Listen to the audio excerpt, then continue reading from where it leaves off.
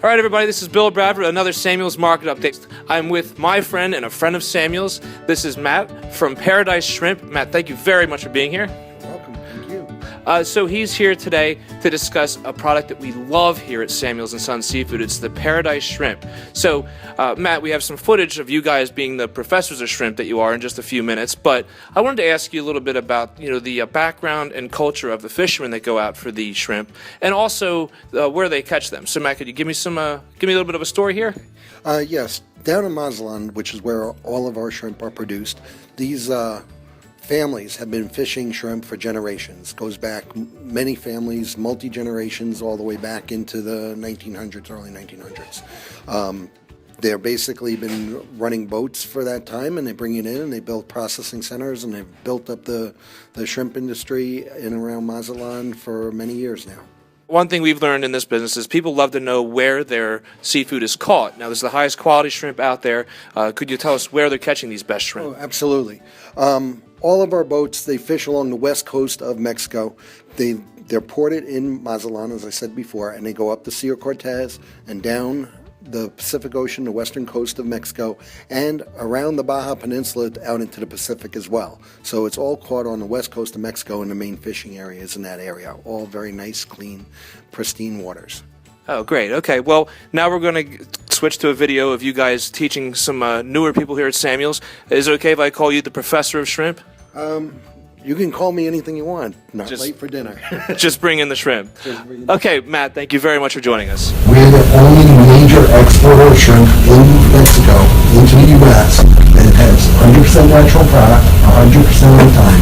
No chemicals are ever added in because our boats all have the refrigeration. So what that means is they're pulling the nets behind the boat, okay, at various steps, so we can control the depth depending on where we're fishing, the water temperature, all that. Bring the shrimp up on board, we take the heads off. All the shrimp gets beheaded and put into big burlap bags, brown netted bags, into the freezer right away. Inside of 35 minutes, shrimp are frozen, fresh out of the water without any chemicals. When they freeze it on the boat, Yes. they have to then slack that out and pack They it. temper it in cool water. Basically, it's a semi-IQF product when it comes into the bag.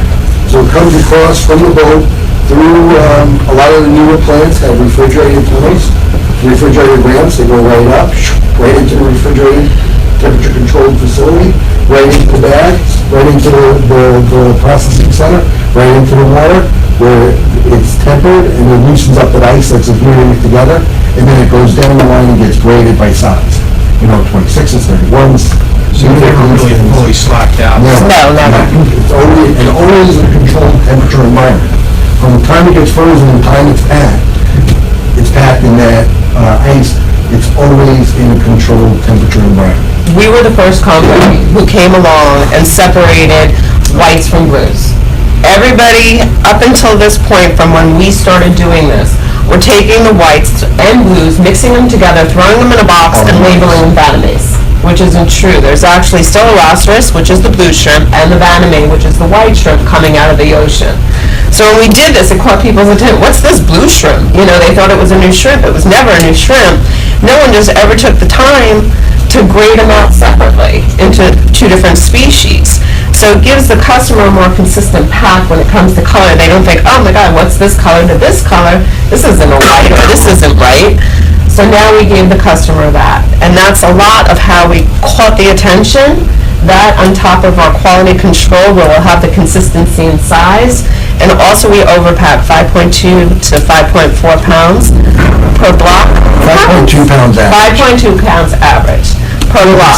Back up directly. Sam has me testing shrimp left and right, and I can tell you these guys are the only ones I've ever tested that are overweight. I've never had any other package shrimp overweight.